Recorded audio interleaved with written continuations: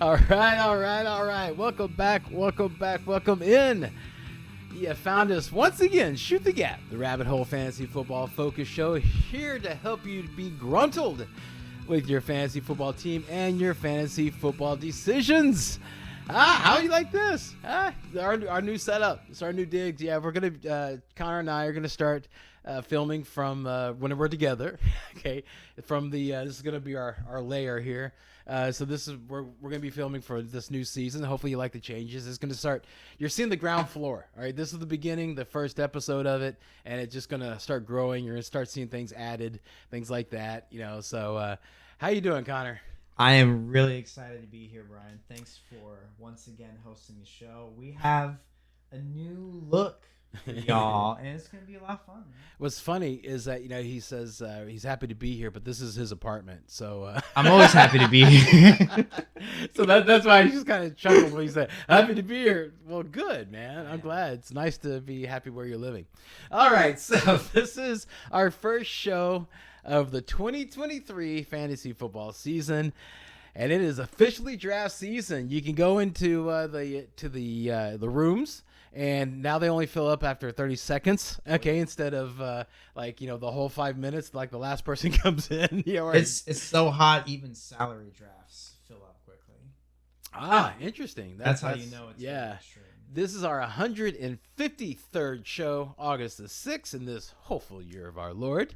And today, oh man, this is going to be fun. It's going to be fun. Yeah, so we're going to go ahead and we're going to be, of course, doing a mock draft. If you've been watching the show for quite a while, then you know that during draft season, that's what we do. We do mock drafts to go ahead and help you see how we navigate through. And when we go through it, there'll be some picks, some surprises that's happened because we've already gone through it. So we're gonna walk you through it.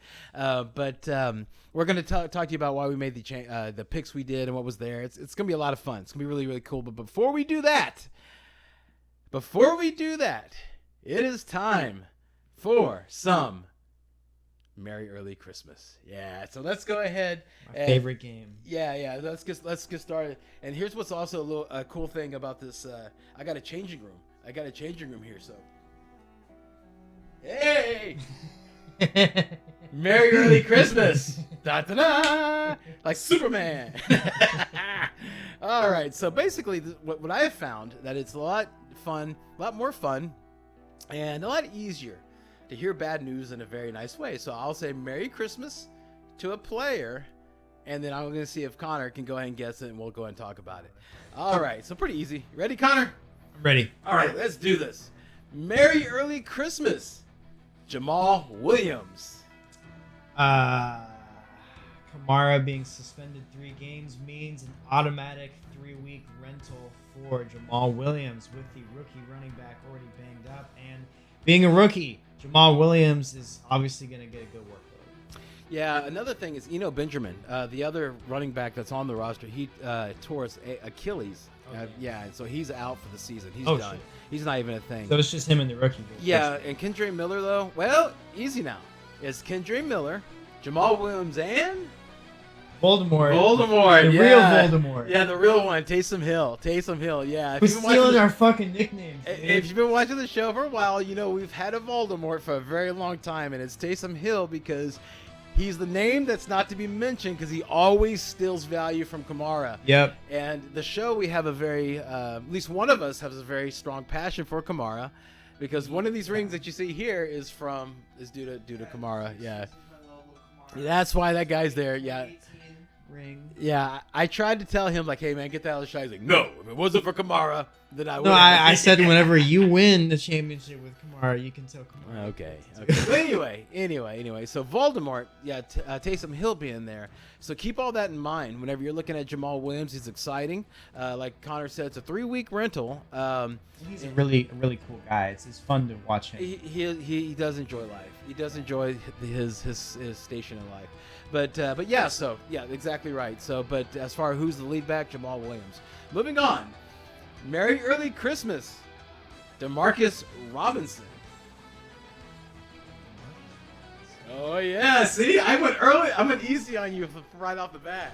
Yeah. I don't know why, but I'm feeling Chiefs. Is this a player on the Chiefs? I'm having a hard time figuring out who this player is. Okay. Wrong. Is this not on the Chiefs?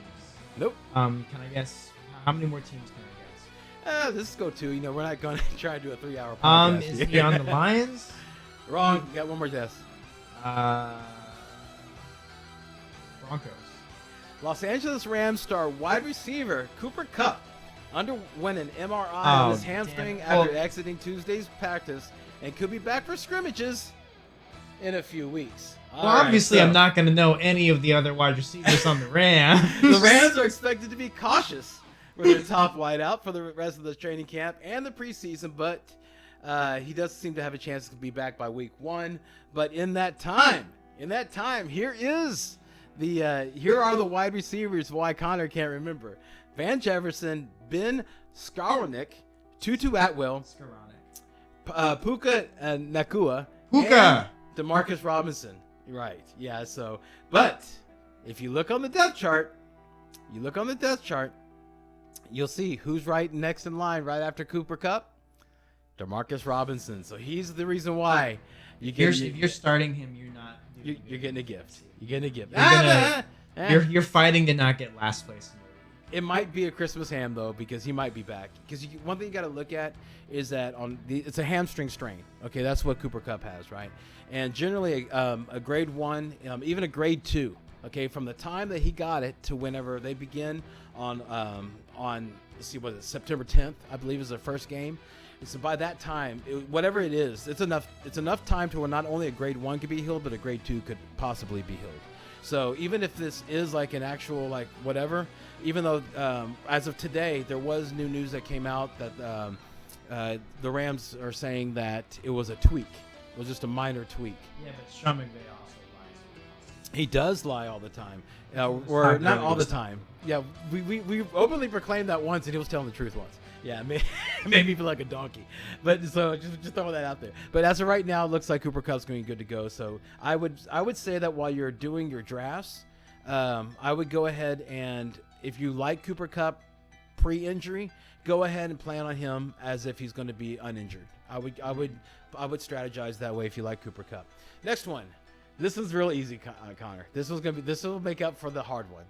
Merry early Christmas, Jerry Jeudy. Tim Patrick getting injured. There you go. There you go. Yeah. And the reason why it's a big deal is because before last season, Tim Patrick was starting to connect with Russell Wilson. And so there was a real fear that he was going to be the one, but there was so much momentum for Cortland Sutton, all these stories and stuff. It kind of got scooted under the rug anyway. But he got injured, so that was a non-thing. But here he is. He's healed. You know, got that big extension last year, and then bam, okay, that happened, right? And then you also add that they waived KJ Hamler due to a non-football illness, which was basically a heart issue. They did say optimistically he could be back in 6 weeks, but right now they're waiving him while he deals with that. The other ones that are on the roster are Marvin Mims and Cortland Sutton. And between those three, you know, Jerry Jeudy was the favorite of Russell Wilson. Really quickly, can I expand on that just a little bit? Dude, this is what we're here for. Okay. Yeah, I'm pulling my cards. So I think that this means that you're gonna have like what you said, Jeudy, but you're also gonna have Greg D, the tight end, Dulcich. I think he's gonna kind of be their gadget player, like what you said. He's going to be the Voldemort in that offense because he already kind of was getting some looks like that. Champagne's coming in. Obviously, Javonte and Samaje Perine are going to be used. So I think they're both going to be productive. Stop right there. Javonte Williams, man. Do you believe what's being said? Yeah. Okay, about how they're impressed and everything like this. And here's the thing I want to bring this up and want to ask you is because of, you know what? This is not a Merry Christmas. Okay, stop the music. Okay, let's talk about Let's talk about this. Right, this Javonte Williams thing. Right. Yeah. So, he tore his ACL. Terrible. Right, injury. Okay, but here's the thing: is that he's recovered. He is practicing. He's going to be playing in preseason games. Right. I'm reading stuff that the Broncos are saying it's amazing. They can't believe that his recovery and everything like that. Okay, that you believe all that, correct? Okay. Do you believe that he's going to be effective for not only in real life but also in fantasy? Javonte Williams, even though he's back, do you think that he's somebody that can help your team? I think that he can help your team because of how late you can get him. No anymore. No, it's going to jump a few rounds, dude. Dude. You're probably going to be looking at a 6-7, at latest. I think, especially if he's playing in the preseason. So let's talk about this. Is it worth that? Well, then you would have to ask yourself, because then the question becomes the hype elevates the value. But then you have to look at the hype or the data as we call it, right? You have to look at, okay, how does he look in preseason? How does what's the stuff? Mm-hmm. And then kind of like what you were saying about Cooper Kupp pre-injury. Well, did you like Javonte Williams pre-injury? If you're trying to think about, Derrick Henry, the Yeti, he's the most physical running back in the NFL. Okay. If you want to think about just a Goliath that'll just impose his will on opposing defenses, it's Derrick Henry. Okay. And, maybe, like me, you love seeing that and you want to have that on your team. So you're trying to look for future potential. There's other running, Saquon's kind of like that. That's the name, okay, that I was going to bring up, Saquon, all right? And I'm going to stop you right there. Sorry to interrupt you. But No. Saquon had a similar injury, okay? And all the hype was just the same. We're excited he's back. Amazing. Look at him, how he's come back from this incredible injury. He's practicing. Got a brace on, but he's practicing. 80% Saquon is still better than 100% X player, right? I mean, so this is what we heard. Okay, so people drafted Saquon, and they got burned. They got burned because he didn't have the explosion. He didn't have his knee, and he openly said this. My knee is not reacting what I'm telling it to do. It's not doing it. But he wasn't going in the 6th or 7th. Okay, but here's my point is that you're looking at down there, like it's this might be a good time to let everybody knows that we cater to the 10-man teams. There's so many podcasts as you 12-man. We live in America, and we believe in freedom. We just really think that in the philosophy of the show is that 10-man team is the best because it is. Yeah, well, because like in a 12-man, you always got that one turd team. And nobody wants to be that turd team. Sometimes there's 2 turds. Well, exactly. See, sometimes there's 2. But in a 10-man, everybody's good, and it's not overly good like an 8-man where it's just insane. 10-man, there's still like your strategy you have to have involved. And so that's what we're talking about. In a 10-man team, 10-man draft, what have you, in the 6th round, which we're talking about where Javonte would be, you're looking at Connor is going to be there. You're going to look at I would take Madison. David Montgomery. David Montgomery will be there. Madison will be there. Well, Hill or White, excuse me, White, will be there. I think I might take. Yeah. I mean, I don't think he's gonna go that high, man. I do. Okay. I do. I'm not taking. We have to above talk those. about as if it's going to happen. He's already going like in the 8th round, so this hype is going to be like a couple of round pop. Yeah, but I think P. Ryan's gonna look good too because he's in a Sean Payton offense. Okay. All right. Ha! The Astros beat the Yankees. Suck it, 9-7. Yankees. Yeah. Okay, that's what that was. Sorry. Yeah. Okay, we're in Houston, everybody. Yeah. Okay, and so I would say I'm concerned. I'm bringing this up because even though we're hearing that he's playing, we're going to see him in preseason at spurts. They're not going to want to use him too much because they don't want him to get hurt, what have you. So you're only going to see him for a few snaps. You're enough to be excited about. I'm not sure he's going to be the Javonte Williams that we're hoping for. And also you have to look at the fact that last year we had all this excitement, all this hype, and he only had Melvin Gordon behind him. All right, and where's Melvin Gordon now? He's a retread in Baltimore, right? And so he didn't even last on the team. They cut him halfway through the season, Melvin Gordon. All right, now we have some RJP Ryan who they went out to get in preparation for something to be with Javonte. Already hyped him up. Okay, and so right, they've been hyping him up. He's very durable. You saw what he did to Joe Mixon's value, so I would be caution on Javonte Williams. Can I throw out? Remember Latavius Murray on the Saints? Yeah, Remember sure. when it was Latavius Murray and Kamara, and it was better for fantasy than Mark Ingram and Kamara? I think that's what we're looking at. Okay. I think, and I know it's not necessarily a comparable because it's like you're trying to. Okay, well, which one is which? Okay, right, but Kamara was healthy, right, or was he hurt? No, Kamara was. What I'm saying is, it's like Kamara was. He isn't as big as Javonte. Javonte is so big. What you can do with that Sean Payton offense, you can get Javonte 10, 12 touchdowns. Okay. You can have Greg Dulcich. Smart GP Ryan took O-lines, dude. Come on, man. As somebody that was going against Joe Mixon in the championship game, I can tell you, I know, I was keeping an eye on Mixon as he was going through the playoffs, and Smart GP Ryan took some. Absolutely.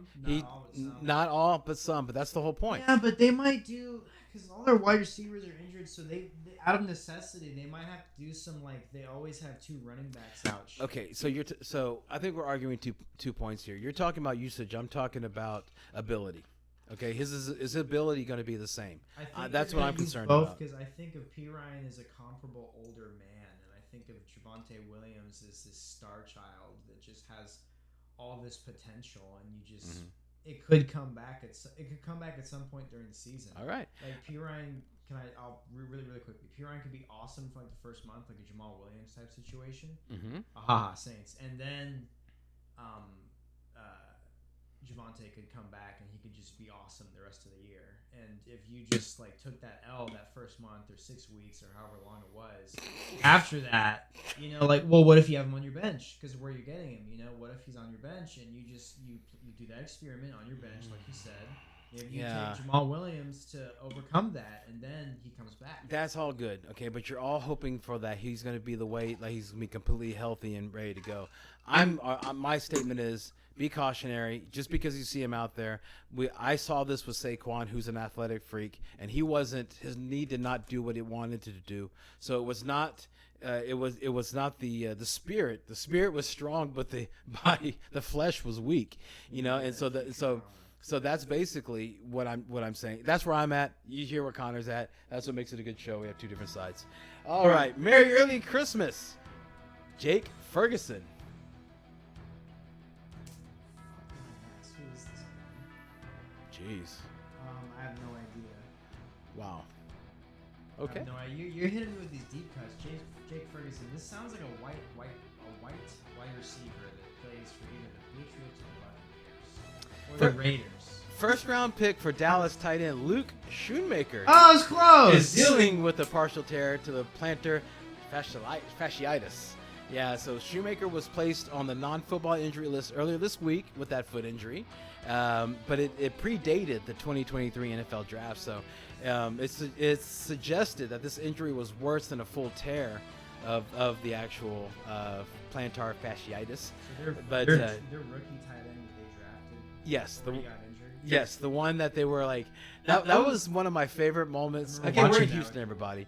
So one of my favorite moments of the draft was whenever Buffalo jumped Dallas to grab Dalton Kincaid, and then they show the war room of Dallas, and Jerry Jones is like, nobody knows what to do. Jerry Jones actually is calling shots. Yeah, because like Jerry Jones does not know what to do, and you can see everybody. You see everybody just like sitting back, just waiting, not wanting to touch the beast. Just like, so it was interesting watching that. Anyway, yeah, so so they do anticipate him to be practicing in the coming weeks, hopefully. But in the meantime, Jake Ferguson and Peyton Hendershot will continue to get critical reps in the battle to replace Dalton Schultz. And keep this in mind, everybody. You didn't know who Dalton Schultz was until you knew who he was. Okay, that's what I'm trying to say. The gift might actually go to Jake Ferguson. For those people who can stream tight end position. Okay, this is the last Merry Early Christmas. All right, so let me just go ahead. on a win. Okay. Merry Early Christmas, Deion Jackson. Because of the Jonathan Taylor, the J Train situation. Yeah, and we're still saying Deion Jackson, even though I think they signed, what was it, Kenyon Drake? Is that right? Yeah. So I'm still thinking Deion Jackson might be better. Jackson looks good, but that's back when the O line was good. So Well, yeah. Who knows? The running back number one might be Anthony Richardson. Yeah, I'm stopping the music, but we're still going to continue to talk. So let's just go ahead and talk about the Jonathan Taylor situation. Not to go too much into it, because if you're watching this podcast, you're pretty hardcore. You know what's going on, right? So the contract problem. Yeah. If you're listening right now, we love you. Oh yeah, absolutely right. Yeah, and make a comment on the like channel. And subscribe, share with a friend. Yeah, and let us know what you think of everything here. Yes, yeah, it's gonna get better. We'll get. It's gonna keep getting better. Yeah, it is. So basically, that about how it all started because of the owner saying some unfortunate comments about the jackass. Correct, and then they met with Taylor. Then when they got out of the meeting, it got worse. Yeah, it got worse. Taylor wants to trade, and then Jim Irsay, he faked. So this is actually a pretty serious. Not to derail you, but this is a pretty serious offense of fuck shittery, because he said that Jonathan Taylor was injured, and it was an injury sustained not on the Colts facilities. Mm-hmm. And then he flagged him on the injured, not because of football shit. So it's like they don't have to pay him. Well, it's not football, and away from it. Yeah, and Jonathan Taylor right away was like, "I'm not injured. I've never been injured." Da da da da. So this is ugly. Yeah, it was actually a report from Mike Chappelle of Fox 59 News Indianapolis. That's the one. That's where it all. So he got paid 50 G's probably. Something to say something like that, and 100%. And Taylor, this is what he actually X-tweeted, right? Is that what we're calling it now? X-tweeted, because it's not tweet. X'd. Well, you can't. Well, but it used to be tweeted. It used to be tweeted, right? It's no longer. But Elon Musk believes in free speech, so I'm going to use my free speech to still say tweet, because I'm not relearning how to say Okay, I'm going to say X-tweeted, because it used to be a tweet, so it's an X-tweet. So should it be a tweet X, because X was X. X means that it used to be. So ex-wife, ex-husband, X-tweet. I don't like that. X-tweeted. This is what he said. I don't know. All I know is that X looks. Oh. See. Yeah. No, that's what he said. That was a joke. He said, 1, never had a back pain. 2, never reported back pain, and not sure who the sources were that told the Colts management that. Okay. So he said, so it's getting really bad. He still hasn't been cleared, though, medically to play. Okay. That's something to remember. But one thing I wanted to point out is that if, just in case you're like, okay, well, hang on. Isn't Zach Moss on the Colts? Well, Zach Moss broke his arm. Okay, so, but he could be back. It's possible he could be back by week 1, but who knows? It's getting ugly in Indy. It is. And as a Texans fan, I fucking love that shit. Yeah. There's a lot of stuff that is happening over there that I would be a little nervous if I was a Colts fan. It's almost as bad as Arizona. Well, the worst NFL team. Well, yeah, but all of the league. I just think, it's not a good thing. I'm not. Taylor's not on my radar to draft. No, not at all. But okay, how about every player, if they fall to a certain round, is draftable. So if he falls to the 6th or 7th round, I think you take him in the 4th. In the 4th, okay, all right. I mean, if he's sitting there in the 4th, because he's like a 2nd round pick. First round before all the mess. Yeah. But anyway. Yeah. Anyway. So let's go ahead. Let's go ahead and move on. Do we have enough time to do a couple of new segment things? Yeah, because I want. Yeah. Okay. Cool. Okay. All right. So this is a new segment. New segment. Okay. So even though it's I did Merrily Christmas, so we're in the Christmas theme. So let's go ahead and let's do some Grinches. All right. These are people that have stolen the present away from somebody that had the gift in their hand, and then it comes along and it steals it. So I'll say who it is, and then Connor, you should know who they are. You're a mean one, Zach Charbonnet. Because he got injured right whenever Walker also got injured, and he was supposed to be the shoe-in guy. They both got injured at the same time. He was going to be the guy. And now fucking DJ Dallas is going to be there. Because Zach Charbonnet returned to practice on Thursday. Oh, he did? He's fine. Yeah! He doesn't even have a Q by his name when you try to draft him. He is healthy. He's 100% good to go. The thing where I write down news Brian tells me. Yeah, so he's ready to go. So yes, the gift was sitting right in DJ Dallas' yeah, hands. Right there. It Fuck was you, in his DJ hands. Dallas. This is Zach Charbonnet's And shit. here comes Zach Charbonnet. Mean one. Mean one, Zach Charbonnet. Yeah, Okay. yeah. All I right. feel great. Moving on. You're a mean one. Javonte Williams. Because he came to practice and he's fine, Yeah, which is well. also why I was hyping him up. Yeah, we just... I'm a truther. You know, whenever we get big and famous, remember Javonte, I always believe in you. Yeah, I didn't. Not this year. Brian did. Next year. Next He was year. a Broncos fan. Next year. Everything. I am a Broncos hated fan. that shit. I am a wanted Broncos that fan. to where it Yeah. is. But no, dude, it's I'm just telling you what But history's saying. I believe in you, Javonte. Yeah. We already went into details, so we need to switch details. All right, moving on. Your mean one, Calvin Ridley. Because of the dude, he looks so good in videos. Okay. Well, you know, he was injured. He was injured, but if you saw the videos, he's like twice as fast as Zay Jones. You see Zay Jones, and then it looks like Calvin Ridley's on like 1.5 speed. Well, yeah, of course. But the thing is that he had a foot injury, right? And he wasn't practicing. Turned out, it's his cleats. Okay, so he changed cleats. He's good to go. So the gift was just sitting there. Okay, it's just sitting there for like Christian Kirk. All right, you know, because if Ridley wasn't there, you know, then Kirk was going to be the guy again. So the gift was just sitting in his hands. Here comes Calvin Ridley. Calvin Ridley's about to fall out. Dude. Mine. Yeah. He's a pretty good shot if you can get to him before somebody else does. You'll see what I'm talking about. All right, you're a mean one, Alexander Madison. Because he's also returning practice. Yes, he was hurt.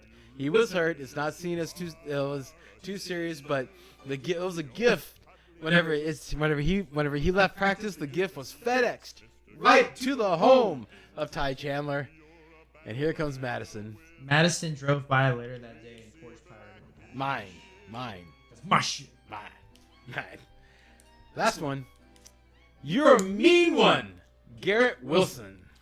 Because he also returned to practice. Yes, he suffered a low ankle This sprain. game is pretty easy. The answer is generally return to practice. Well, but yeah, because they're stealing the thing away. It's more for fun. Yeah, and also I like it. I was it's for fun and also to talk about people that are returning. You know, so it's a fun way to do it. So basically, here I am explaining the segment to everybody. Yeah, yeah, it's a new segment, everybody. Yeah, so with him being hurt though, okay, that was going to be what? Who do you think was getting ready to? Lazard. Yeah, right. Lazard was getting ready to go out. Corey Yeah. Davis, maybe Corey Davis. No, I think it was Lazard and Conklin. Okay, well, anyway, And maybe Hall. there was a well, Hall's not practicing right now. Yeah, that's where he's still. I mean, Yeah. Dalvin Cook. Oh, Dalvin Cook. Yeah, we'll see what happens there. But no, yeah. So he's back. Wilson. He hasn't practiced yet. He was supposed to practice, I think, last Thursday. But today we're filming on Saturday, August the 6th. Oh no, this is Sunday. Yeah, so we're filming on Sunday, August the 6th. So he should be returning either yesterday or today. So keep an eye out on the news on that. All right. So there we go. Nice. It was on Stink Dunk. Yeah. Okay. All right. Okay. Yeah. So there we go. That was our new segment. The hang on. Dun, dun, dun, dun, dun, dun. All right. Okay. All right. So I'm back. Okay. So that thing is hot. Yeah. I can see why it's worn only on during the winter. Yeah. Okay. Any news, man? Any news that I might have missed? They might want to talk about. I mean, we're doing pretty good on time, so I mean, you want to just talk about the Nick Chubb news and then go into the. I literally asked you a question if you want to talk about something. Yeah. So bring it up. It sounds like something you want to talk about. Yeah. So Nick Chubb, he did get some hype, just some light Nick Chubb hype. Coach saying that he can catch passes out of the backfield. He just never really had that opportunity because Kareem Hunt was in that role. So. There's coach speak or whatever, but if you think about it, this is a pretty straight up, like, this is saying, yeah, there's no one else in the room that can catch him better than Nick Chubb. So that's kind of if you're thinking like, oh, well, they're going to use the other running backs to catch passes, no. Well, okay. Here's the thing that I'm really kind of concerned about, or at least what like it. I'm excited to hear the news. People would be excited to hear the news, right? The thing that makes me it's just my skepticism. There we go. Okay, there we go. I got it. Yeah, because everybody's said at the beginning of the offseason, okay, that Nick Chubb is the best pure runner, which you can't argue that. Okay, he's a fantastic runner, right? But then then they're going to say he's exploding because he's going to catch passes now because no Kareem Hunt. Okay, and then after all that excitement, kind of people digested that and it kind of sat for a second because people were like, hang on. Kareem Hunt didn't really play that much last year. And Nick Chubb didn't really catch that many passes last year. So, okay, so now we're back. Okay, all right, hang on. Okay, hang on. There's been a lot of talk about Jerome Ford catching passes and that he might be used or Felton might be used in the passing. Yeah. Okay, so there was a lot of talk about that early on in camp, right? Okay, and then so people start souring on Nick Chubb, and you can see it on the mock drafts. He was in first round. Now he's starting to sink to the second round because of this. Now for a coach to say something that is so specific that, yes, Nick Chubb can be used in the passing game, and he didn't have the opportunity because we had Kareem Hunt. I just was like, man, that's pretty. It's so direct. It's so specific. Yeah, that's fake news. You're right. That's fucking bullshit. I mean, it's why would they say that bad about like Jerome Ford? I'm glad we talked this out. You know why would a coach talk bad about the players he has? You know, whenever addressing a player that's not even in the league right now. Someone just made this up. It just feels that way because it's so specific. It's not like, hey, yes, he's going to be used in the passing game, or we're excited about his hands. It's like he didn't have those opportunities because Kareem Hunt wasn't here. I mean, so that report, the coach might have just said the first part, and then the reporter embellished. Okay, so maybe that's what it is because the report just came out. And reporters can lie. Well, they can embellish, right? Or he's not wrong, you know, or he or she is not wrong saying, or they is not wrong saying that. You know, that is truth. He did not have that much opportunity with Kareem Hunt there when Kareem Hunt was playing, right? But for it to come out and say that's specific, I'd research. It just came out, just the blurb just came out right before we went on air, so we wanted to talk about it.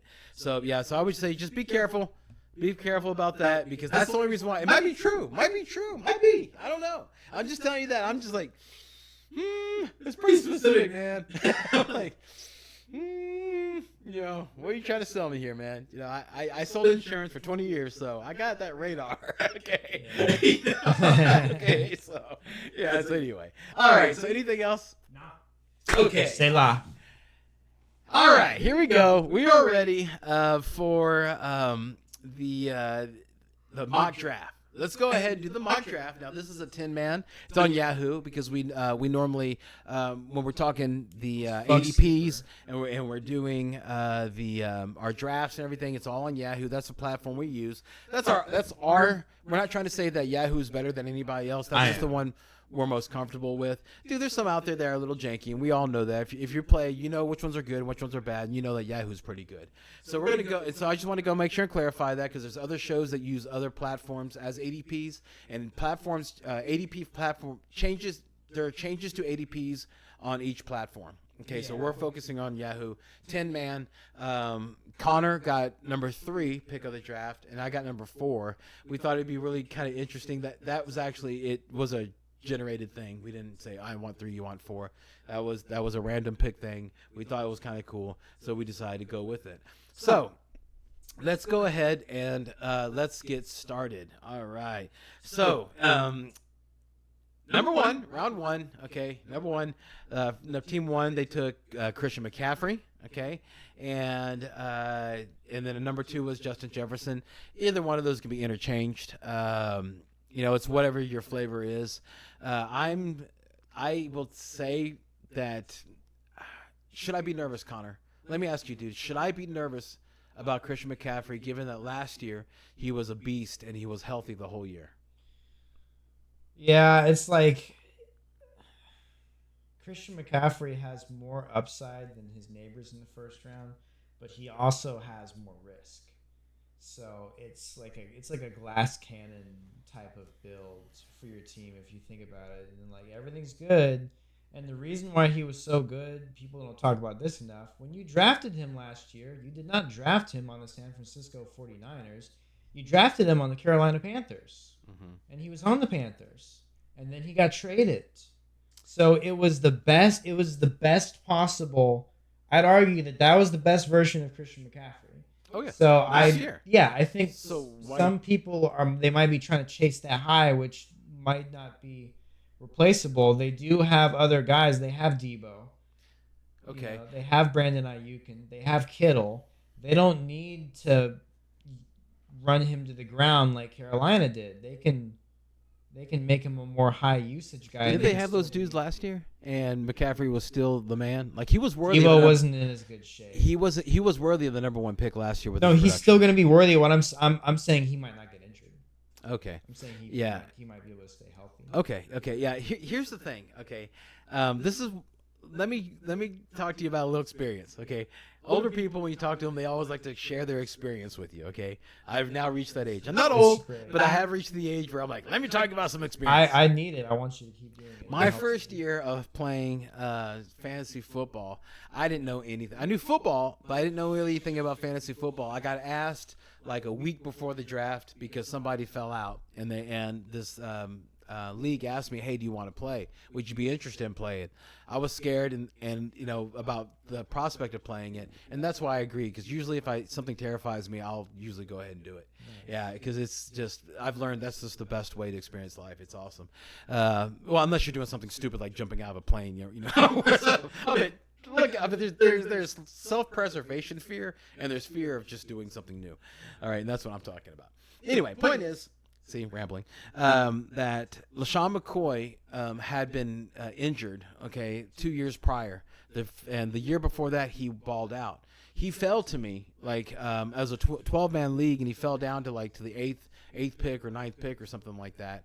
And I picked him because I bought a magazine, and I was just following what the magazine said to do. That was my strategy going into my first year of fantasy football. That he turned out to be incredible. I mean, he was amazing, and he got me. I think I had like 1 or 2 losses that whole year because LaShawn McCoy was so awesome.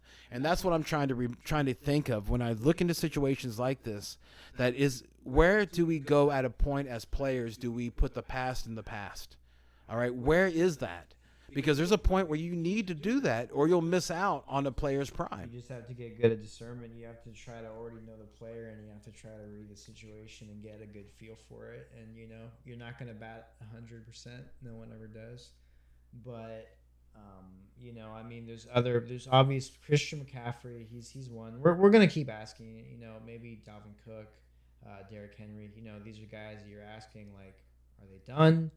Are they ever going to be as good as they were last year? Mm-hmm. Are they going to keep going down? And I think it depends a lot on if you like the guy and if you believe in him. I know this sounds silly, but I 100% believe that you are better off to have people on your team that you like and you believe in, because there's this weird sort of energy with having someone on your team that you don't believe in. Mm-hmm. I feel like that is going to fuck you over somehow. That will. Some way, somehow, you'd be better off having someone on your team. That's a good point. The thing to always keep in mind in fantasy football, everybody, is that it's a game. Okay? It is a game, and have fun. Have fun when you're doing it. Yeah. So if you're playing the game in a way in which you're not having fun, how are you going to win the game? Let me ask you. Would you rather not have fun, like having players you don't like, and win the championship, or not win the championship, but you had a good time? You had all the players you wanted. Probably the first one. Not have fun and win the championship. Yeah. Okay. It's paradoxical, but I would like but are we helping everybody? Right. Why you gotta do me like that? Let's get past. Okay, the third pick. Okay, so we had Christian McCaffrey number 1, Justin Jefferson number 2, number 3 was Connor. So Connor, go and talk about who you got. It's pretty controversial. I took Josh Allen. And the reason why I'm doing this is because I really like him. I really hope if you're in one of my fantasy leagues that you're not watching right now, but if you are, Yes, I'm gonna draft Josh Allen. Why? What? With What? my first pick. Who cares, dude? I Who care. cares? I Seriously. don't want to get sniped. Don't be afraid. You know what? You're not gonna get sniped, man. I might not. I might. I helped Rachel last year, and she's got the second pick. So if she wants to believe my advice again, she might take. But I hope you have a good season with Josh. Well, Allen. Rachel, you'd be passing up Christian McCaffrey and Justin Jefferson. No, you should totally take Justin Jefferson because Jefferson's gonna ball out. One of those, yeah. Or Christian McCaffrey's gonna be there because the person at one's gonna take Jamar Chase. Yeah. So you can just take Christian McCaffrey. Mm-hmm. It's gonna be awesome. I understand what you're concerned. But I'm only doing this because our league, you and me, we both have leagues. Your league has that trophy, and I made a league this year. You're in it, the Doc's in it, and the scoring is insane. So in those leagues, quarterbacks do the best. So you got to take a quarterback in the first round. Connor, if Rachel, number 2, in the league he's talking about, if she is going to pick Josh Allen, she's going to pick it out of conviction, not because she wants to screw you over. No, it's a good pick. It's all love. So I'm just trying to say, I have no ill will. I'm just telling you, be bold, okay, and don't worry about it, okay. If it happens, it happens. But I'm probably going Mahomes here if she takes Allen. Then there we go. Or no, I'm gonna take Hurts, and then I'm gonna take the Brown stack because I like to stack shit. But that's my pick.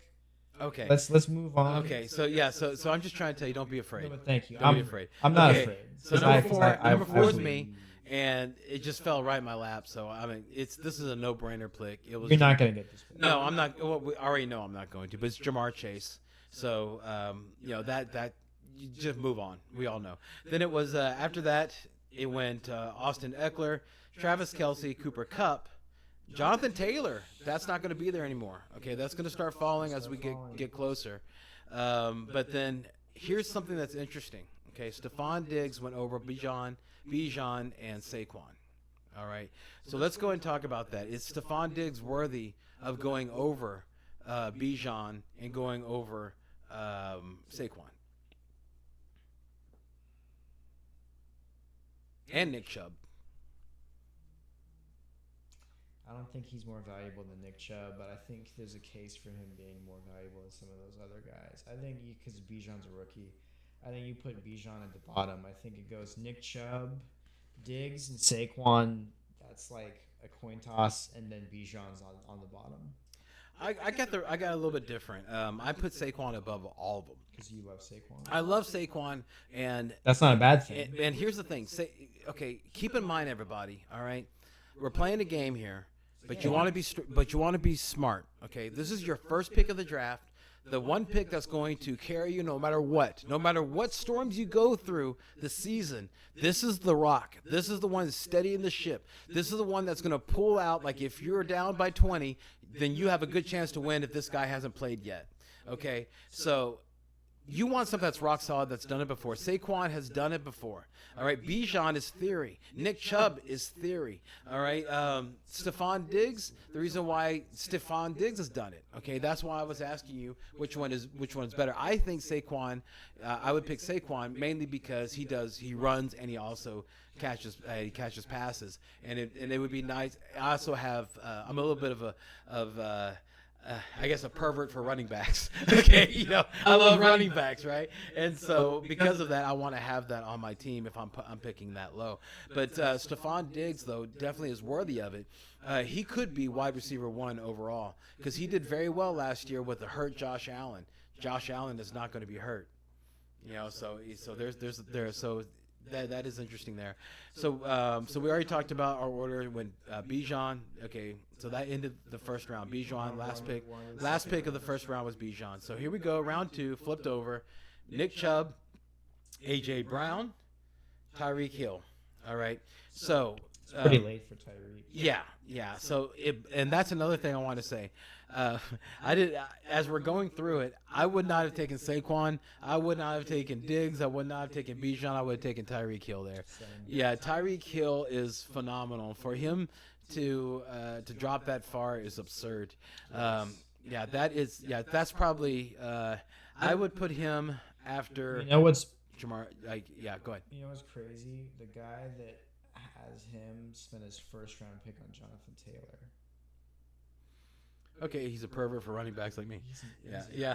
So that but even my perversion for running backs, I would still take Tyreek Hill because Tyreek Hill is solid. Tyreek Hill is going to be somebody that can help you win each week. With Tua, and also you're like, okay, what happens to Tua? Well, they got Mike White. He's a gunslinger. Okay, and what does Tyreek Hill do? He knows how to get open, so I would go with him. All right, so we have Then after, again, starting at the top of the second, Nick Chubb, A.J. Brown, Tyreek Hill, then Saquon, and then Derrick Henry, then Devontae Adams, and then it was my pick. And my pick, I'm looking at there, and Tony Pollard is staring at me. And I'm like, I have Jamar Chase, Tony Pollard staring at me, and so yeah, I picked Tony Pollard.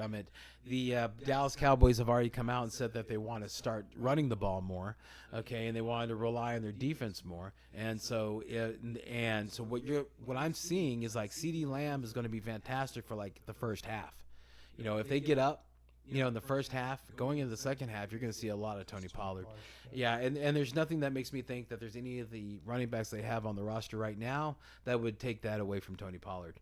Okay, so that was really easy. Now, next up is Connor. Now, keep in mind that left on the board right now. So Connor has, right now at this point, he has Josh Allen. Okay, so left on the board, CeeDee Lamb, Amon-Ra St. Brown, Chris Olave, Garrett Wilson, and Josh Jacobs. Fuck Josh Jacobs. Okay. All right. And so straight up. Talk about who did you pick with all those people on the board? Najee. I picked Najee. Talk about it then. Come on, that's controversial.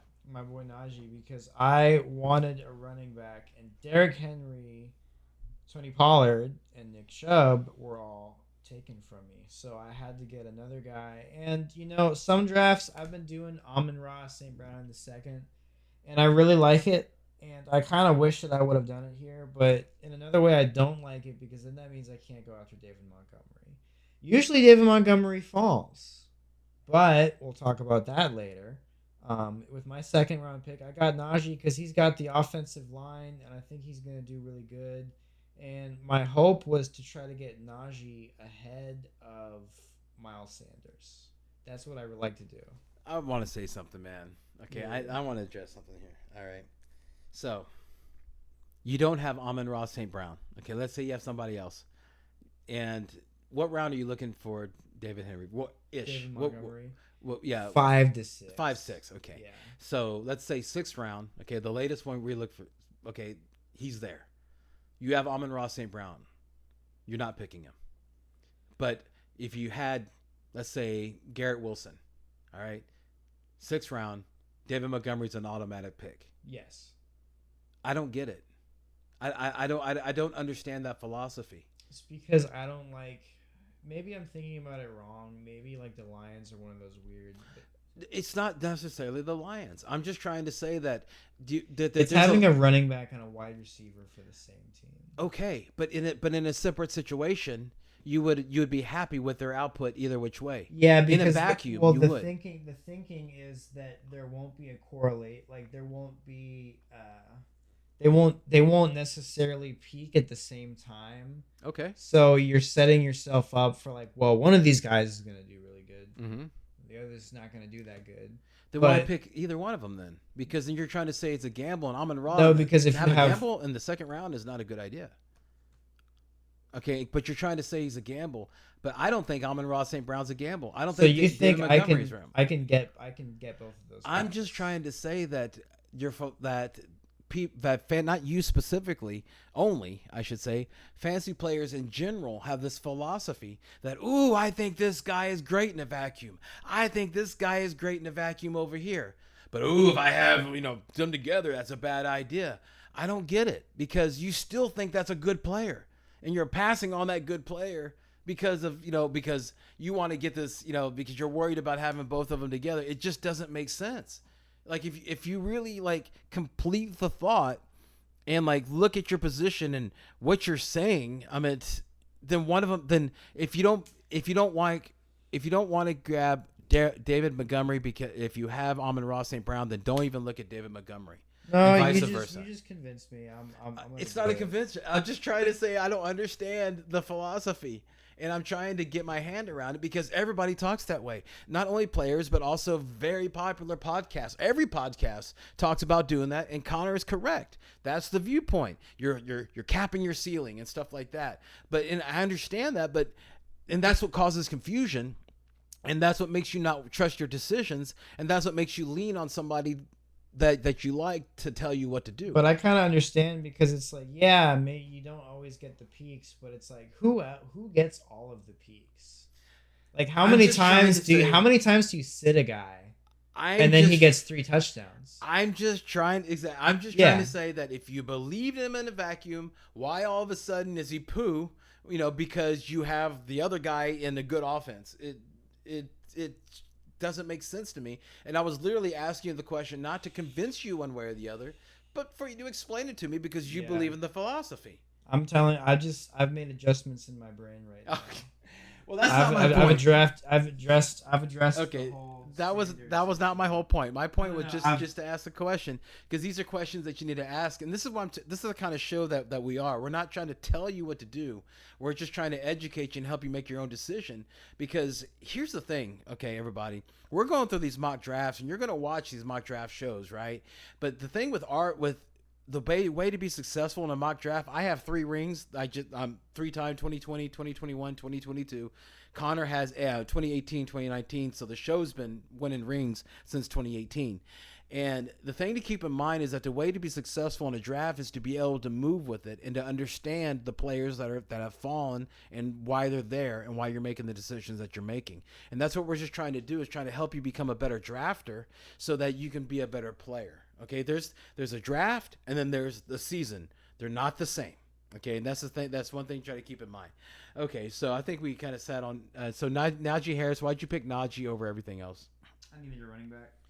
Okay, and so and you saw him better than Jacobs. You saw Josh him Jacobs. He purposely, Etienne. Yeah. Okay, he's not going to get the workload. Okay, better than Aaron Jones, better than Mixon, better than Jamar Gibbs. Better than Okay, all right. Okay, cool. All right. Well, I mean, it's I'm concerned about Jaylen Warren taking his snaps. I am too. There's things I would have done differently, but in the moment. Okay, but if you believe in a player, dude, then go for it. I think, but also, I wanted to see what it felt like because it's been a while since I've drafted. Okay. So, yeah, mock drafts is when you do that. Don't do that in your real draft. I don't want to see what it feels like to draft this guy. No. I do that. That's a good litmus for what you should do because it's hard to know if your feelings are gut feelings if you always do the same thing every time. Okay, and so after after Najee was CeeDee Lamb, then rounding out the second was Amon-Ra St. Brown. So starting round 3, turnaround. Ramondre Stevenson, running back, round 1. And you believe in Najee over Ramondre? Just one real quick statement. Yeah. Why? Real quick. Because they seem less committed to bringing people in to relieve him. To relieve. And better O-line, better offense. I mean, which okay. Better O-line, better offense. Everything. Okay. The grass is greener. Okay, the first thing you said though was confusing, so we'll just watch past that. We'll just go better O-line, better offense. Okay, all right. Jacobs. Then Josh Jacobs, and then here comes number 3. Me, Chris Olave. Yeah. And then Brian. Now hang on, talk about Olave real quick. Because you are drafting a lot of Olave. This is your guy. This is your guy in round 3. This is one of my guys. Bottom line. Okay. Yeah, this is it. And there's a lot of other people there. So I don't know if you're gonna have competition for him. So you can confidently say that. I have a backup plan. Well, we all have backup plans, but I'm just trying to say that's the guy, and I think that you're gonna be able to get him because I'm not sure people are gonna reach that high for him. I actually have something else I'm planning on doing moving forward, but I've been getting him in the 3rd a lot, and I really like it. I think Derek Carr is gonna. I picked him over Garrett Wilson. Garrett Wilson was still available, and I picked Olave over him because I think he's gonna have a better year. I think he's gonna have slightly, more targets because I think the wide receivers around him aren't as good as compared to what Garrett Wilson is facing. And that's not a slight against Garrett Wilson. It's just saying, I think Olave is just, Michael Thomas is old. Voldemort is old.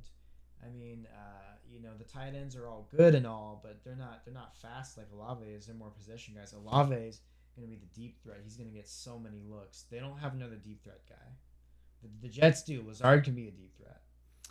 Juwan Johnson's a deep threat. He's not really proven it. That's what he did all last half was just score touchdowns, long touchdowns.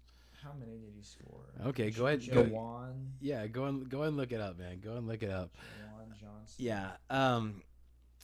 So with Chris, so he picked Chris Olave. Okay, yeah, he had 7 touchdowns, 508 yards. Yeah. 42 receptions. Yeah.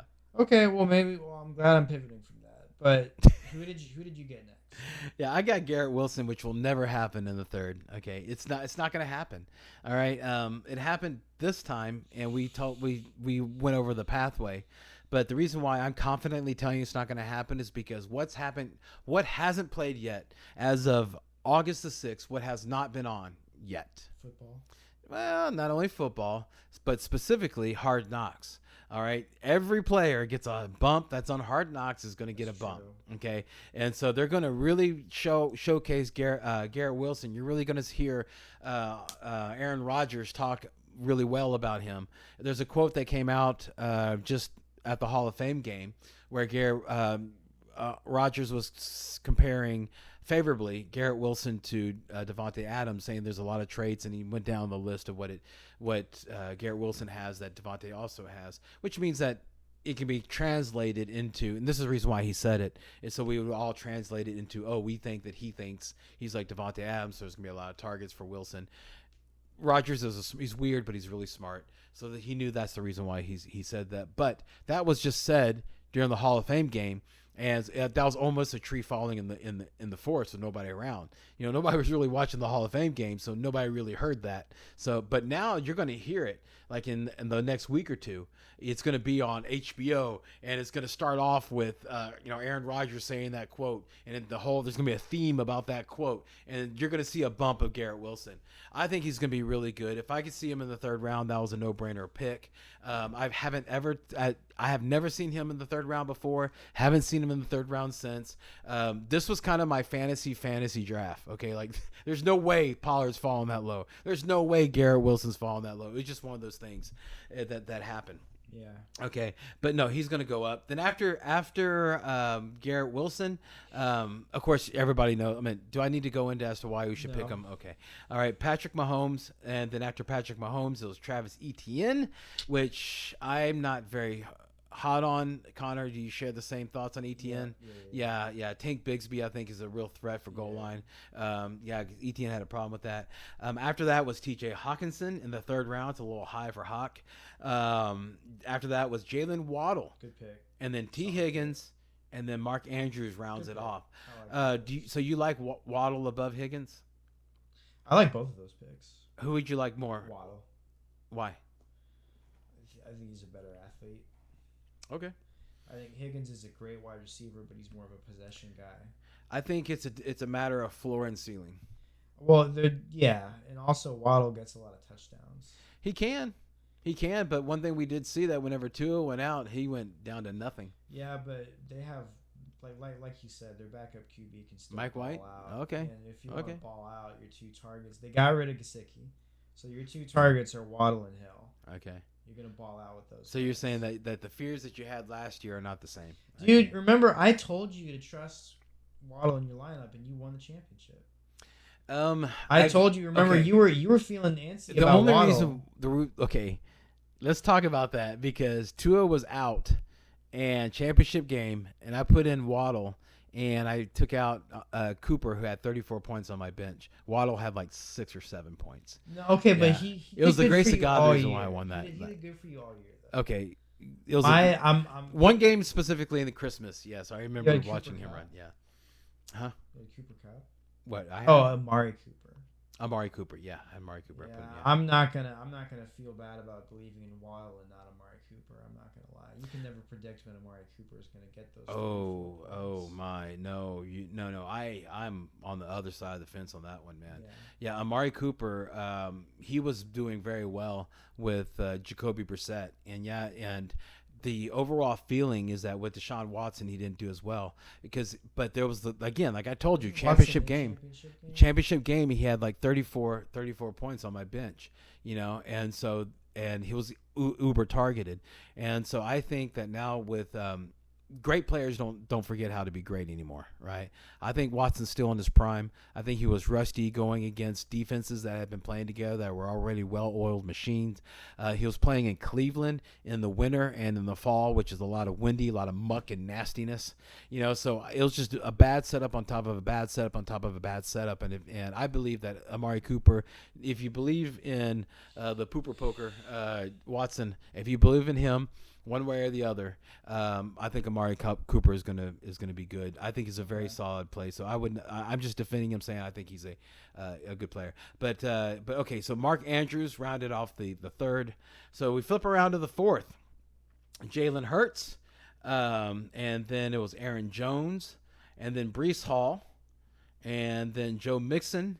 Would you pick Breece Hall over Joe Mixon? No. Yeah, I know that there's a lot of optimism about Breece Hall coming back, and I cannot tell you that big diatribe I said about Javonte Williams is exactly the same feeling I have about Breece Hall. Oh, so I can't believe one and not believe Breece Hall than I do about Javonte. Yeah, I don't know, man. I love Javonte. I'd love for him to prove me wrong. I really would. Yeah. But I'm not gonna. Yeah. Anyway. Yeah, there was Joe Mixon. Then after Joe Mixon was Deebo Samuel. And Jahmyr Gibbs. Yeah. Okay, do you think that Jahmyr Gibbs should be drafted before David Montgomery? No. No, me either. Okay, then after that, in the fourth round, after Gibbs, it was my turn, and I picked Miles Sanders because Miles Sanders was sitting there. I was thinking about I probably if I would have grabbed a running back in the third, I probably would have been grabbing the next guy. That Connor, Miles Sanders, he's going to be steady. He's going to be I think he's going to be a steady force. I'm excited about him. Connor's excited about him. We basically are racing to him in our drafts. Yeah, that's basically it. Like he's having to give up something that he really loves in order to grab him. I'm going to draft him ahead of Olave from now on. Okay. Yeah. Well, you're not going to get Olave then. I know. Yeah, so I'm getting Amon-Ra. I'm going Allen, Amon-Ra, Sanders, and then I'm going Montgomery. Okay, I'm gonna do my guy that I took next because I think he's gonna ball out. I'm gonna take him in the fourth. Okay. This is my replacement, Calvin Ridley. Calvin Ridley. Okay. All right. Yeah, because I thought about this long and hard. Think about the wide receivers in Jacksonville. You got Christian Kirk. He's like a Boy Scout. Like you look at him, it's like, oh, like he's a good, he's a good guy. You have Zay Jones. He's kind of just like a third guy. You have Calvin Ridley. He's a freaking gambler, dude, and he's fast as hell. He's gonna ball out. He's gonna be the alpha wide receiver in that room. Oh yeah. He needs it more. He needs it more than Kirk. I don't care. Kirk has that big contract. Calvin Ridley. He has bets he has to place, bro. Yeah. You think he's not gonna get 200 yards, bet on himself, just ball out all year? So I can start planning on getting Chris Olave now in the third. If you're willing to depart with never having Sanders on your team, yes. Well, no, I'm just saying. No, I'm like if you're gonna grab him in the third, I mean, if you're gonna grab, you pick in both of our leagues before me in the third. Yeah. So if you're gonna do that, then. Oh my God, dude! Yeah, that's going to just remember this. The next time, we come in an impasse. Just hey, I helped you out a little bit with that. It's a little nice. You have Chris Olave now. You have Chris Olave. Okay, Chris Olave. You heard everything he said about Chris Olave, right? I think he's gonna be really good. He's gonna be phenomenal. He's gonna be fucking. He did better. He did better than Garrett Wilson last year. Garrett Wilson won the Rookie of the Year. You could have them both now. You could have them both. Praise the Lord. That's how much I want Miles Sanders. You see, I would be I would be happier with Joe Mixon because I like his situation a lot better. He's got a better offense. He doesn't have some RGP rhyme. He's a target.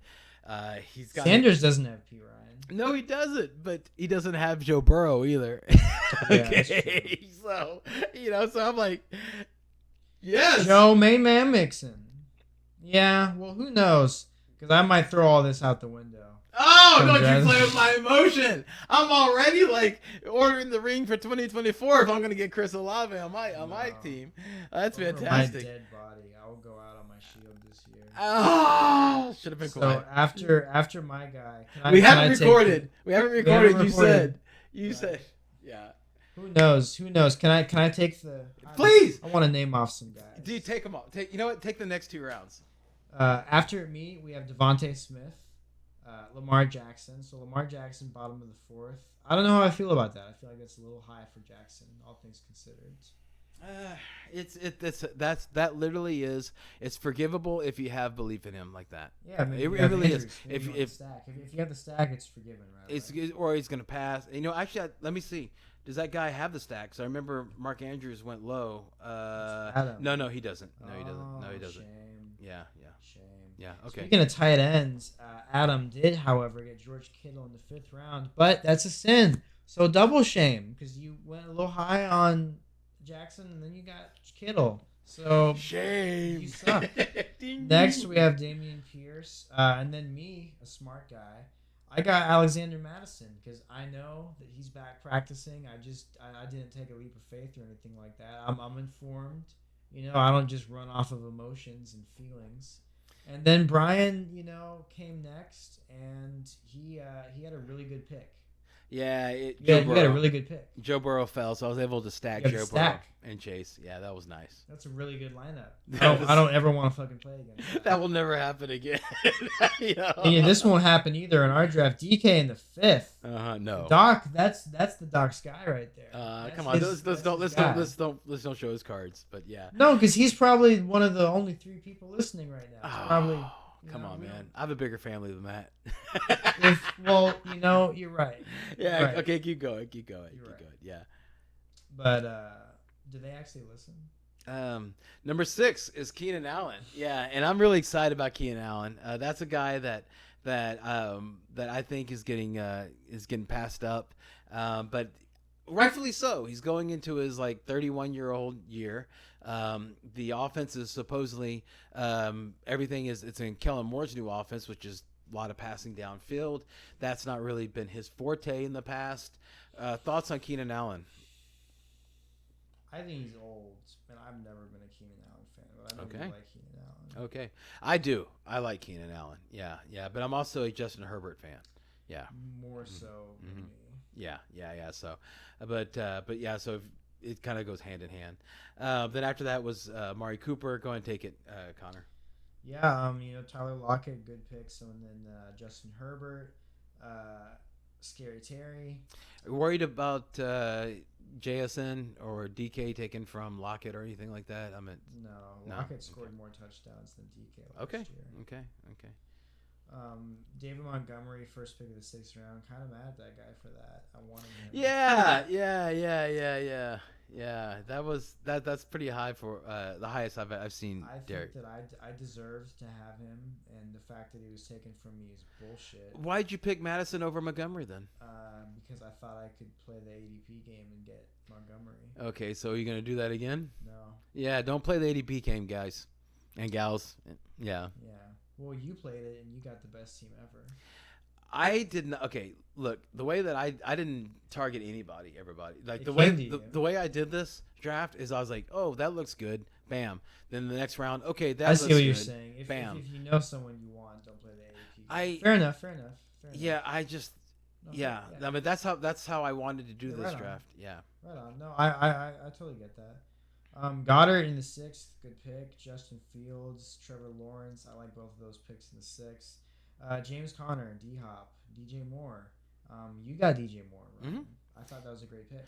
Yeah, I picked it because it was in round 6. It would be in my flex, and admittedly, I'm taking a shot. It's a theory. No, I called you a bastard after. I remember when I was reading off your team earlier today, and I said DJ Moore. I was like, you bastard. Yeah. Well, you've got too many good guys. Well, but the thing is that I went into the offseason telling myself that a must draft is Justin Fields. And then as the offseason progressed, I started getting more and more afraid of Justin Fields. And I want to take a moment and talk about this real quick because nobody's talking about this, and I want to mention it. That everybody's excited because of his of his feet, of his legs, and what he could do, and what he did. Right, but remember what he did got him injured.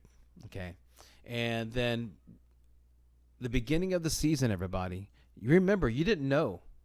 You didn't know who Justin Fields was, or you knew Justin Fields, but you're like, oh, he's trash. He was not worth a pick. People that drafted him, like for a second, was dropping him. Because why? Because they were focusing on him. They're pushing him to pass. They're saying, we want you to be a pocket passer, not use your legs. Last choice, not first choice, right? And when he was doing that, he was missing all of his targets. Okay, he wasn't doing well. The line wasn't protecting him well. They beefed up the line a little bit. I understand that, but a lot of that beefing is rookies, right? And now they're going to ask him to throw more. Now they did get bigger receivers for him. They went out and got him Robert Tonyan. Tonka? Yes, they got him. They went ahead and they got DJ Moore, who's a big receiver. I'm sorry. They have DJ Moore, and they signed what's his name, the other tight end, Cole Kmet. Yes, there you go. Okay, so yeah, and so that is so they got him weapons, which means they're going to ask him to throw more, right? And so what you're making a bet with on Justin Fields is I'm not looking at his legs anymore. I'm looking at his ability to complete passes, and not accurately, but just kind of like in the range because they're big receivers. You don't think they're going to at least let him run a little more? They're going to let him run, but not as much as he did before. I don't, because everybody's looking at it, it's like, oh, these running yards plus passing yards. It's going to be passing yards sacrificing certain run yards. But it could be more passing yards because they were notorious for being a really bad passing offense. I'm just trying to say that at the beginning of the season, whenever he was passing, he wasn't very accurate. He wasn't doing a very good job or making good decisions. He only started becoming a thing when he started making when he started running. You see, and if they're forcing him to pass, there is a risk that is involved in Justin Field. He's not as sit and forget as you would think. You need to have somebody in the wings just in case, a Geno Smith or an Aaron Rodgers if you draft Justin Fields just in case. He's not in the same tier as a Trevor Lawrence. No. Who went right after him? Justin Herbert. Mm-hmm. Or Joe Burrow. So let's go and start. So Justin Fields. Okay. We went through the sixth round. Justin Fields, Trevor Lawrence. Okay, got to me, which was me. Yeah, you got DJ Moore, which again, like if he's going to do well, if Fields is going to do well, then DJ Moore is going to do well. Moore did good with shitty quarterbacks in Carolina. Yeah. He was catching Hail Mary passes. Yeah, but so that next pick was yours, Connor. I got Rachaad White because I wanted another running back, and I think he's going to get a stranglehold on the workload. Yeah. There's a lot of positive momentum coming out of camp for him, and he doesn't have anything behind him. All right, keep going. Then we have Jerry Jeudy, Brandon Ayuk, kind of high for Ayuk. Not gonna lie, I don't like that pick. And then you're right. In the 7th, someone picks Javonte Williams. That's a little high for me. It's starting. Kyle Pitts. Then I will go around. I take Dalvin Cook because you know what? I says to myself, I want more running backs. So I take Dalvin Cook. And then Brian Not on the team, Dalvin Cook. He has no idea what his offense is going to look like. He has no idea what the competition is going to be. He's on team Dalvin Cook, and that's the team that I am investing in right now. Okay, so is Kareem Hunt. Yeah, and Zeke. So go invest in those guys too. No. Yeah. I'm just trying to tell you. I'm pricing. I'm gonna try the prices right this shit. I'm gonna pick the right one. Okay. Next pick was me. And you says to yourselves, Cam Akers. I also want some running back. Oh, Cam Akers. Yeah. Cam Akers was a beast at the end of the season last year, and their offensive line has just gotten better. And now they're going to have Cooper Kupp back, which is going to expand the defense, so they're not going to be so stacked.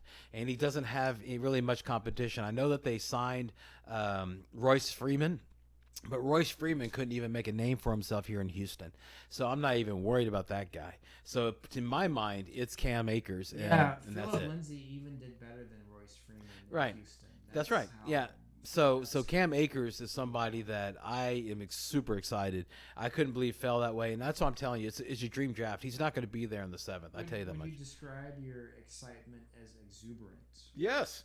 Nice. Yes. Yeah. I didn't let you see it, but yes, I was.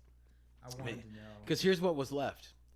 which went next, which was Kenneth Walker, Drake London, DeAndre Swift, Pat Fryermuth, Isaiah Pacheco, Christian Watson. Let's do something real quick. I'm going to ask you, I'm going to say these names. You give me one word description of them. Kenneth Walker, Drake London. Yeah, I like it. DeAndre Swift. No. Fryermuth. I mean, yeah, it's kind of a coin flip. I mean, it's not a bad pick. Mid. Okay, that'd be the word. Isaiah Pacheco. Mid. Christian Watson. Garbage. Okay. I disagree. Mid to garbage. Okay. All those are they worthy of the 7th round picks? No, I don't know. Yeah. All right, let's move on to 8. 8, take it. We have Jahan Dotson. I think that's a good pick. I don't know how you feel. I think it's a good value. I like Jahan Dotson a lot. Yeah. One thing you got to remember, and this is what I'm trying to do with Washington, is I'm trying to take away Washington Commanders and add Eric Bieniemy. I'm trying to That's take what I'm trying to away do. Washington Commanders from my team. Okay, then there you go. Okay. Yeah, if you don't like that team, then don't do it. Speaking of people I'm taking away from my team, Mike Williams. Then someone, just a little bit of pre-jack. Someone took a defense in the 8th round. They couldn't hold it any longer. They tried their hardest. They took the Niners defense.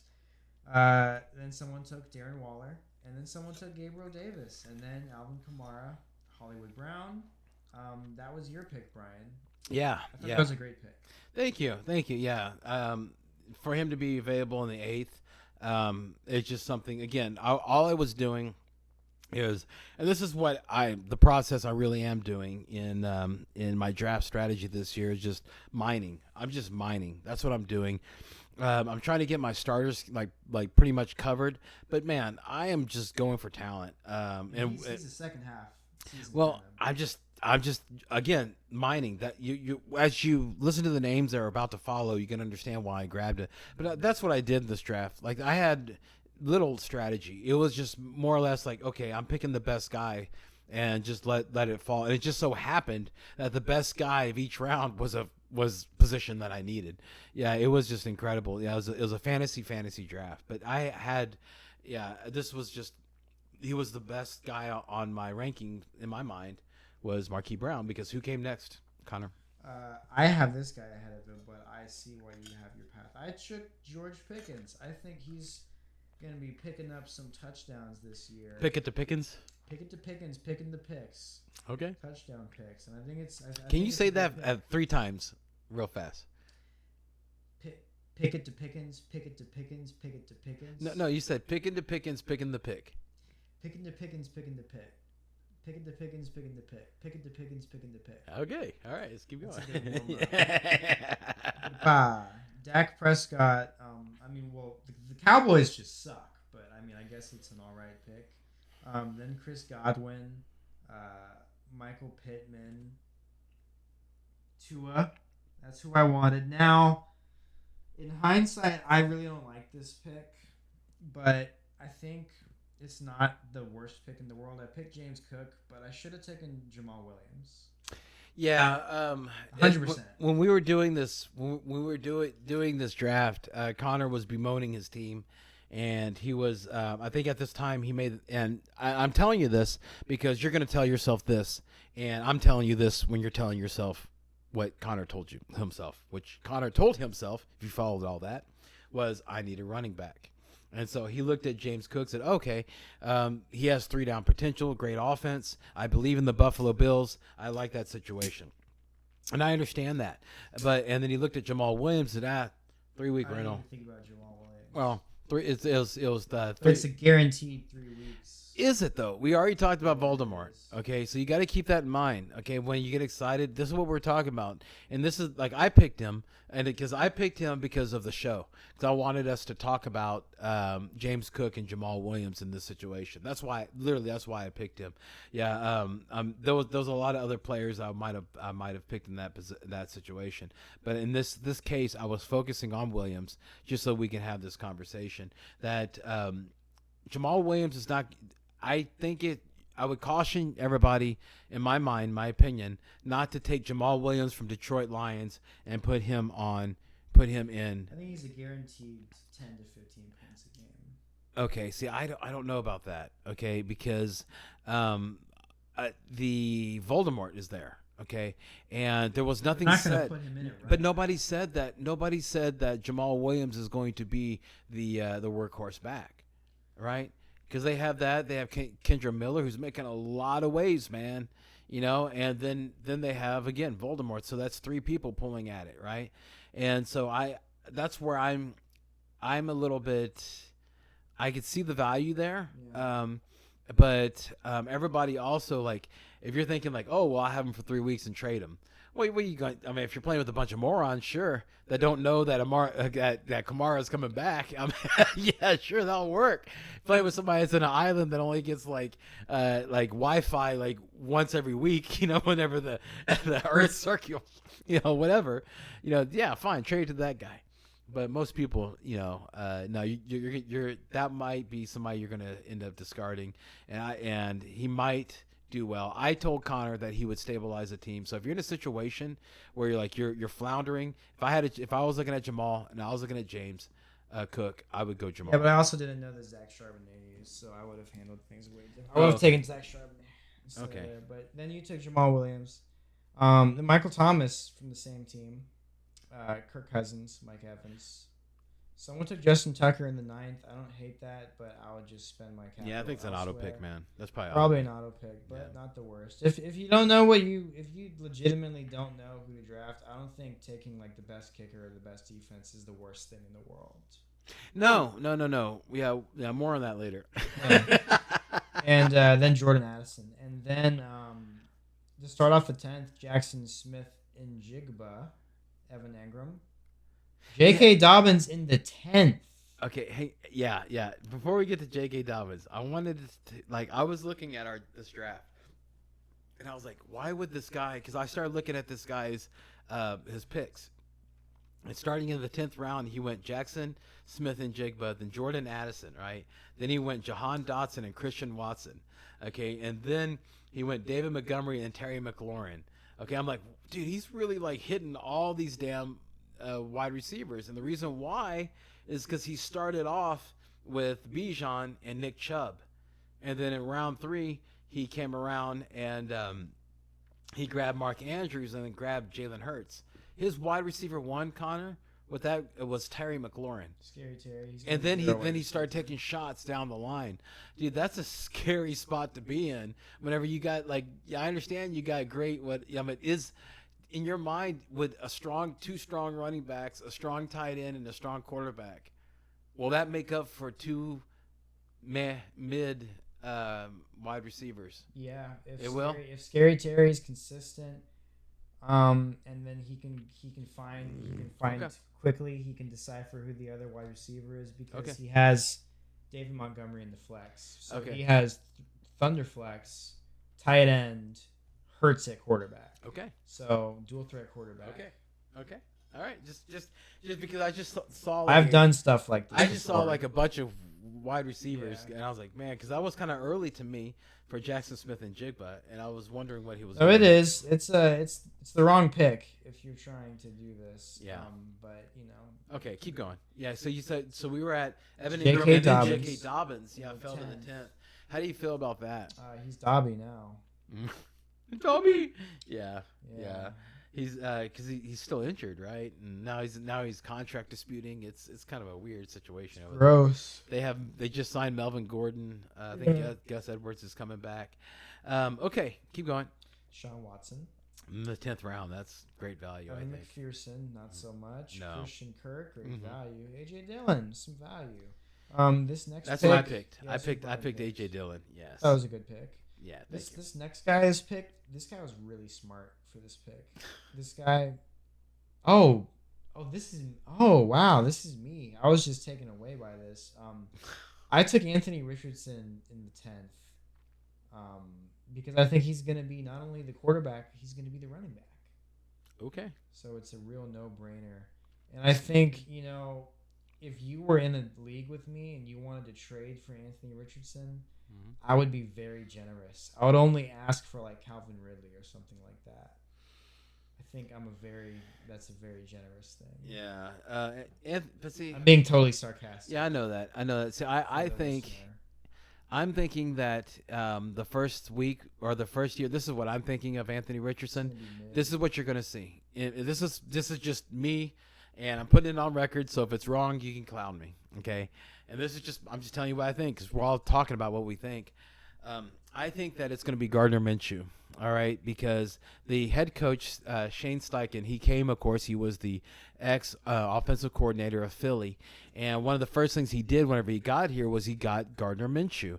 And what a new coach is going to want to do is they're going to want to get wins. All right. So I could see Gardner Minshew being the starter and Anthony Richardson being kind of like a gadget guy. Okay. At least in the first month, and to the point where the Colts start losing to where they can't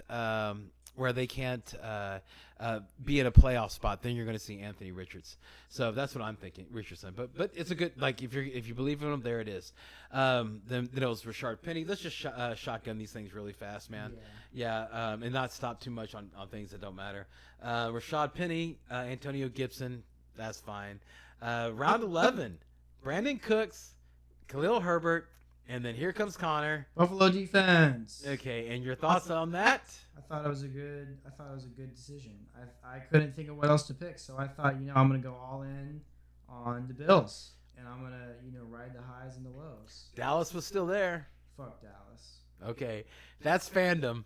I try not to let fandom get in the way of my picking. I would have picked Dallas there, but it's not a bad pick if you're going for defense. And then my next pick was me, which was Harrison Butker, kicker. I mean, he was there in the 11th. Why not? Mm-hmm. After that was who Connor was talking about, Greg Dulcich. Good pick. Then it was Philadelphia, Deontay Johnson, Brian Robinson, New York defense, and then there's that guy shooting for wide receivers again. He went Zay Flowers in the 11th, and then turned around and went Jaden Reed from Green Bay. Taking shots. Yeah, and he thinks he's the smartest guy in the room, but we see you. After that was Tyler Bass. This is in round 12, so second pick, round 12, Tyler Bass. Third pick, around 12, Daniel Jones. That's a good backup quarterback in my opinion. Then there it is, the defense. Round 12, pick 4, Dallas. And then there's Zach Charbonnet, which won't be there in the 12th round with Connor around anymore. New England, and then I picked Geno Smith. I think Geno Smith is a great backup. He's got great wide receivers. It's something that's good to sit there and let's see what happens. Yeah, then I picked Jared Goff, because quarterbacks are going to score really good in my league. So if I have 3 quarterbacks, then I can trade one of them and I can get an ROI, a return on my investments. Or you look to see which one's the best one, drop the poorer one, and pick up the new hotness that's on the it's not a bad way to approach. Yeah, I can just shotgun having 2 good ones. Right, like if let's say if Anthony Richardson turns out to be poo, Shit. yeah, then you have Jared Goff. So yeah, yeah, exactly. And then Samaje, Devon Achane, Miami rookie. Then the Miami who's hurt defense. now? Yeah. So keep an eye on that, everybody. Yeah, Tony the Tiger. Jarek Kadarius Toney, by the way, yeah. Kadarius Toney, Tony the Tiger, as I call him. Then I picked Jarek McKinnon. Brian, you picked the Steelers defense. I thought that was a good pick. Thank you. That's a sleeper pick that nobody's on defense. Yeah. But you're kind of just picking the defense at that point. At that point, I picked the best defense that I found. Yeah. That's it. Yeah, that's it. Then someone picked Daniel Carlson, kicker. Raheem Mostert, Jason Sanders, Elijah Moore in the 13th. Younghoe Koo. Then the guy that we keep talking about, his name is Norsky Plainsman. He picked Elijah Mitchell, running back. Then he went around, picked Tank Bigsby. So he really does think he's the smartest guy in the room. That right there just shows he thinks he's the smartest guy in the room. Kansas City. Njoku in the 14th. That's actually one of the smart guys. Great value, yeah. Great value. We tip our hat to you, sir. Traylon Burks, idiot. I'm joking. Traylon Burks, kind of mid. He's taking shots, dude. Yeah, Cole Kmet, shots. Then you took a good shot. I like this shot. Quentin Johnston, yeah. Yes. Yeah, that is a shot. That could be the guy that I think I'd be dropping, yeah. Yeah, could be the guy who wins you the league. Yeah, you never know. Yeah. This won't be the guy for me, but he's a good guy. Will Lutz, kicker. Mm-hmm. Just picking a kicker at this point. Yep, that is the best kicker in the lot. So you gotta agree with that one. Green Bay. Mm-hmm. Jake Elliott. Mm-hmm. Damien Kicker. Harris. Riley Patterson. Kicker. Okay. Now we're in round 15. Yeah, we're in round 15. I picked Jameson Williams as my last pick. Just throwing at the board, going for the Goff Williams stack. You have to wait a month and a half. I'm gonna have to wait for a month and a half, but I'm fine because Goff is my backup for Josh Allen. That's the main reason why I have him there. He'll be there to do that. He'll have some chemistry with Williams by the time that happens. All right. I'm not opposed to doing that, but if I have Amon-Ra, I'm probably not making that pick. Yeah. Well, okay. I'm not going Amon-Ra, Williams. In the 15th round, I'm in a giveaway round. It's not like this is a third round pick, dude. No, you're right. Yeah. So it's not bad. It's not bad. If you give up on it and it goes to the waiver wire, there's a very good chance you'd sit there. So. Yeah. Speaking of. And then my next one was Kendra Miller. Yeah. Russell Wilson, Derek Carr, Deontay Foreman. Good to see he's still in the league. Mm-hmm. Denver, Tyler Algier, Baltimore. Yeah.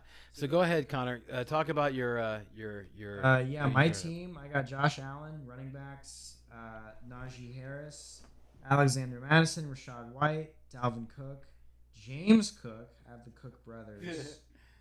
Jerick McKinnon. Wide receivers: Olave, Ridley, the baller, Pickens, and Jameson Williams, the other baller.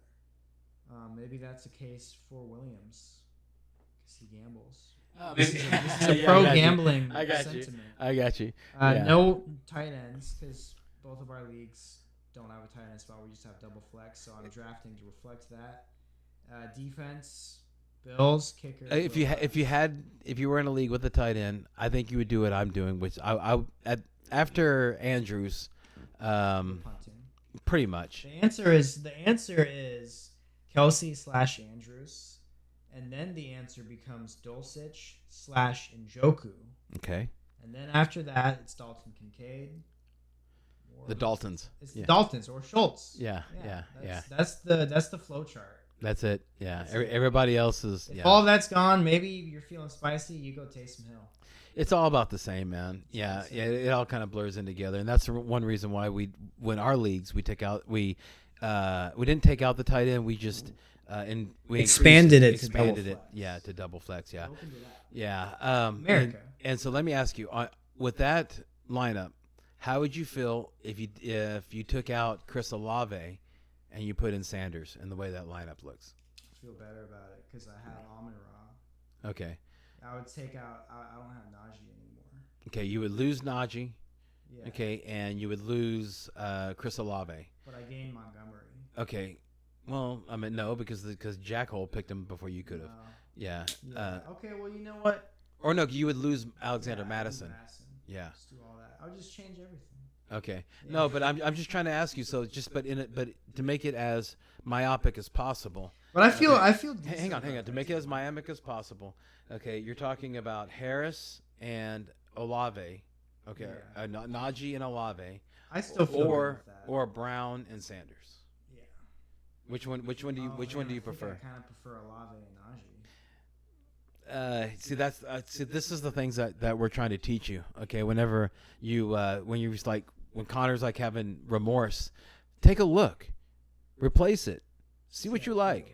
Get myopic with it. See exactly what you'd be giving up, and that's how you make good decisions. Okay, and make your own decision at that.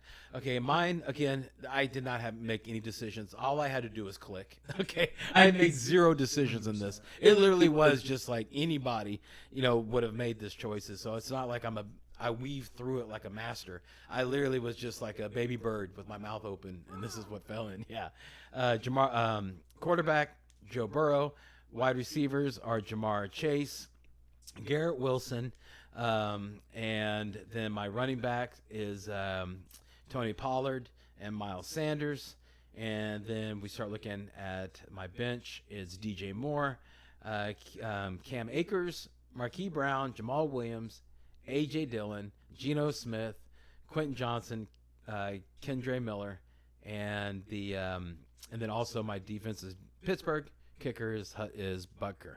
Now, Kendre Miller, that's where that's where you want to draft these rookies that you're taking a shot at is in the very last bit of the end of the round. The last round, that's what you kind of want to do. I know there's a temptation to be like, oh, I'm going to go for this vet like OBJ or something like that. The problem with that is that you're going to believe that you're going to wait and wait and wait and wait. Like you're not going to give up on him as easily as you would like Kendre Miller. Like let's say if Jamal Williams is the main back, then Miller's gone. Right, but let's say that if Rashad Bateman comes back and Zay Flowers are doing well and then Beckham is starting to get a little bit, you're not going to give up on Beckham. So you're going to be holding on to that spot for way too long. So I'm always about taking the rookie, taking the shot, in the round 15 instead of the steady vet. That's just how I look at it. All right. Okay. So we made it. Yeah, we made it through, and I know it's a little long, but come on, guys, this was our very first episode, in a long time. Okay, so this is we're not always going to have long episodes like this, but this is just the way that it fell because we had a lot to say, a lot to talk about, and also it was the first time to address some of the players that are going in the draft, so we wanted to take some time and do that. All right, so thank you everybody so much for watching. Make sure to hit the likes button and the subscribe button. Let us know. Let us know how you feel about there. Write a comment if you like. Make sure to click that bell, because we have all different type of announcements. We get sniper episodes whenever something breaks, something newsworthy breaks. We also do shorts, and so those will be coming also. And we also want to make sure and thank our supporter, High Volume Music Radio. Yeah, make sure and check them out, highvolumemusicradio.com, the pride of Sunnyside. So you get based here in Houston, get fantastic music, and when they're not playing music, then, of course, they have my radio show, Drive Time Sports with Charlie and Brian, every Thursday, 4 to 6. Check it out. Sometimes I call in. Yeah. It's fun. It's a fun show. Yeah, it really is. It's starting to grow. It's really exciting. And check out Connor's book, You Know Too Much. It's available on Amazon. Yes. Yeah. All right. So on behalf of Connor, the Gut Marshal, and me, Brian, the Amigo Baldwin, thank you so much for watching. Hope that this year is even better than last. Parting shot, Connor. My parting shot is probably, try to have something that you write down so you can write down your opinions and thoughts and then date it so you can kind of keep a steady. So journal. Yeah, journal your fantasy opinions. Okay. I would say that don't look too much into ADP. If you want a guy, grab him because you only care about ADP right now and a week after the draft. After that, ADP doesn't mean crap. It doesn't matter when you got X player, in second round or fourth round if he's exploding or whatever. It doesn't matter. Okay, you don't even think that way when you're doing trades. You don't say, "Oh, I'm going to trade my second round guy who's doing crappy for your, really good guy that I got in the fourth because I got him in the second, so all of a sudden he has value." It doesn't work that way. Don't fall for it. You're just going to regret it. All right. So if there's people that you want, go out and get them. Yeah, don't be Connor. Go after Alexander Madison playing the game. Miss out on Demont when you really want David Montgomery. All right, that's my parting thought. Okay, everybody, time for the last line. Remember, everybody, in fantasy football as in life, don't dream it, be it. Yeah, thank you guys so much for watching. Hope you like it. Thanks for hanging out.